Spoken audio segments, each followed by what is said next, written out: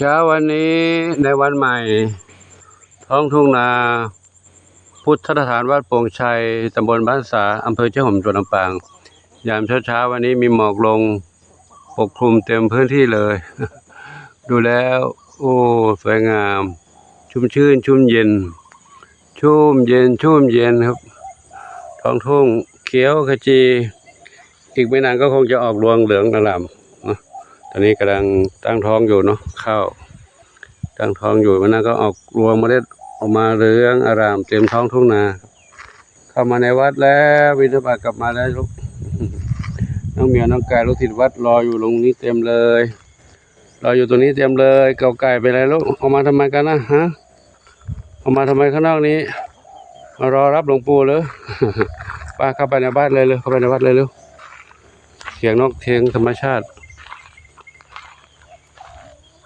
นกร้องกุ๊กกุ๊กกุ๊กกุ๊ก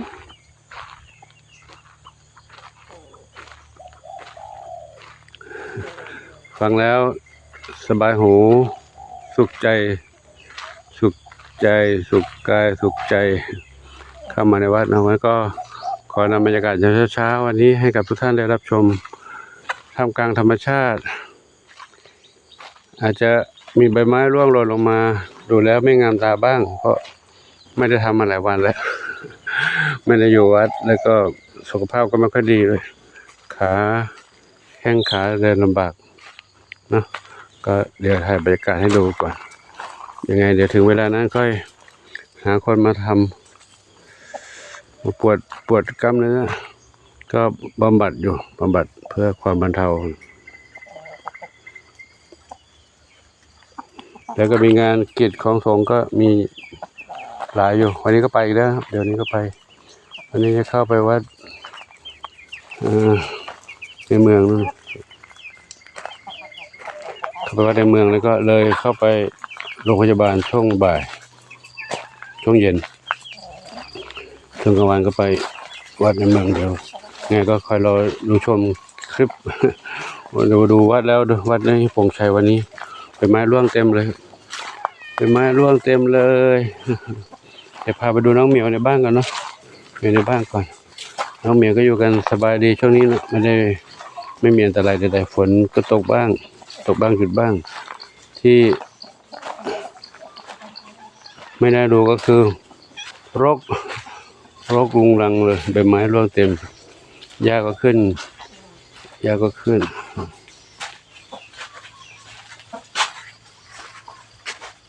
ไหนก็การตามหลวงปู่มาเลยก็การตามหลวงปู่มาน้องสมบุญไม่ใช่น้องบุญสมน้องอะไรบุญทรง เรียกผิดน้องบุญทรงกับน้องแพนด้าเท้าหนวดนี่มันนี่ซับอยู่ด้วยกันตรงนี้เข้ามาในบ้านมาเยี่ยมเพื่อนในบ้านหรือเปล่าเข้าในบ้านแล้วเข้ามาในบ้านแล้วป้าเข้ามาในบ้านพบกับเพชรดำน้อยบุญสมสีแว่นดำไม่ใช่สีลูกสี่อันนี้แพนด้าเทาขาวใหญ่กินอาหารกันลูกเนาะบุญส่งเข้ามาด้วยส้มขาวใหญ่จามจุลีทองอ่อนทับทวีคู่ซีแพนด้า ไม่ใช่แพนด้าคู่ซีแว่นดำนวรัตน์จินตลาแว่นด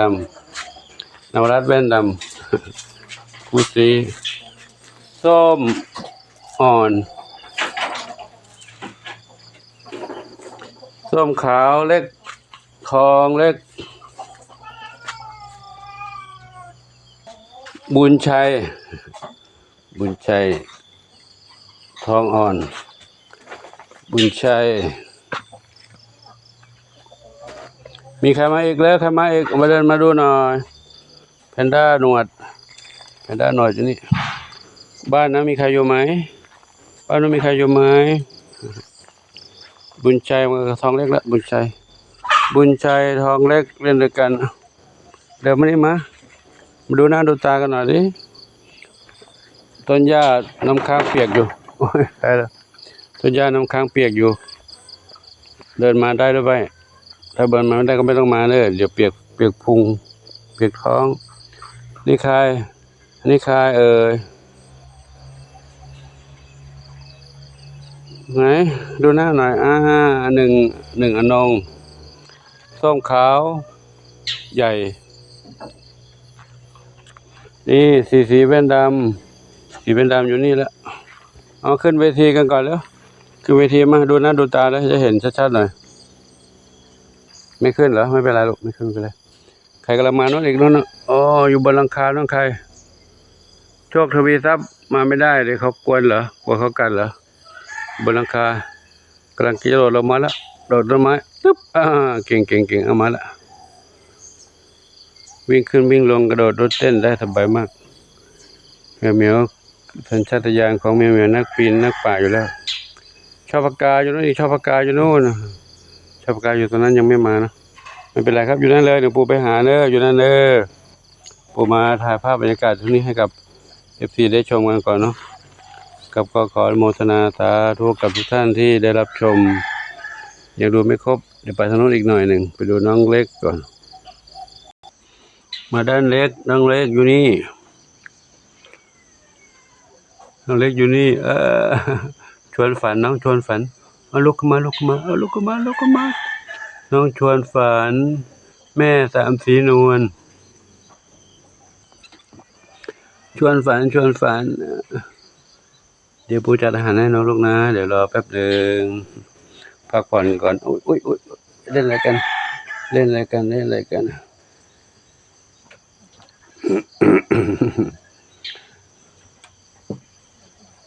โอ้ยยืดเส้นยืดสายก็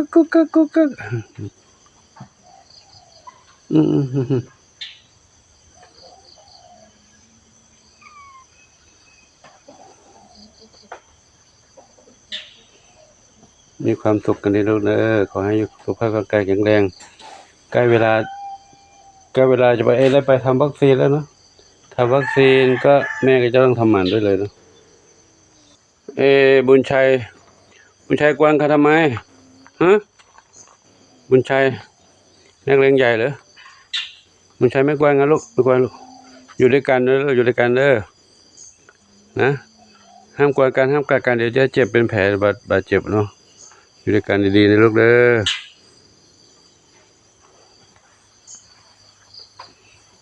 ห้ามกวน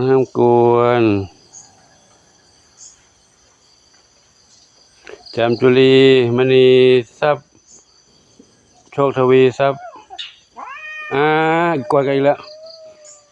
ไม่เอาถอยห้ามกวนนะ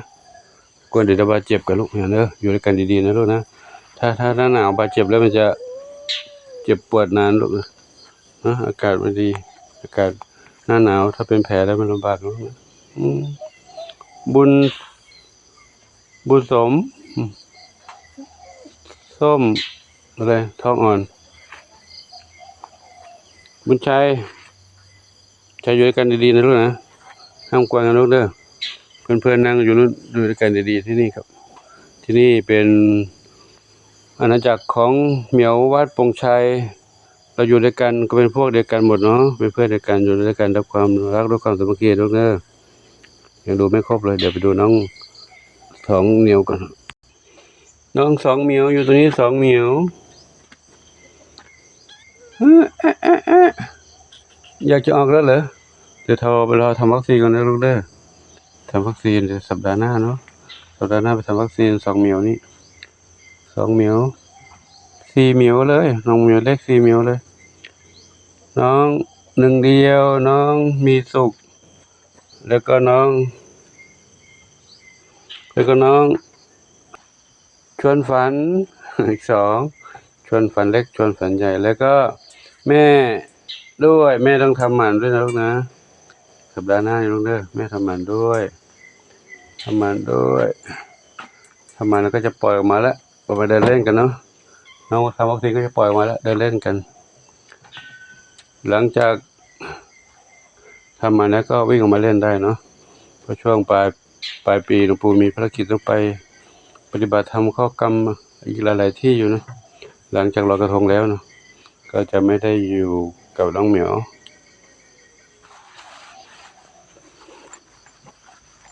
ซึ่งเป็นกิจของสงฆ์ที่ต้องปฏิบัติทุกๆปีครับตามนี้เนาะก็ทีนี้ก็อยู่ตอนนี้ยังอยู่ด้วยกันอยู่อีกได้ประมาณออกพรรษาแล้วก็ลอยกระทง1 เดือนเนาะครับในช่วง1 เดือน ก็สำหรับคลิปนี้ขอยุติไว้เท่านี้ก่อนเนาะขอพบกันใหม่ในคลิปต่อไปขอความสุขจงมีแด่ทุกคนทุกท่านที่มีความรักความเมตตาต่อน้องเหมียวดูแลให้ความรักความเมตตาและอาหารการกินที่อยู่อาศัยยารักษาโรคก็ขออนุโมทนาสาธุขอบุญกุศลทั้งหลายเหล่านี้จงเป็นพระปัจจัยหนุนนำค้ำชูให้อยู่ดีมีสุขปราศจากทุกโศกโรคภัยคิดสิ่งหนึ่งประการใดขอให้ได้สมความมุ่งมั่นปรารถนาทุกประการเทินสาธุอายุวโนสุขังพลัง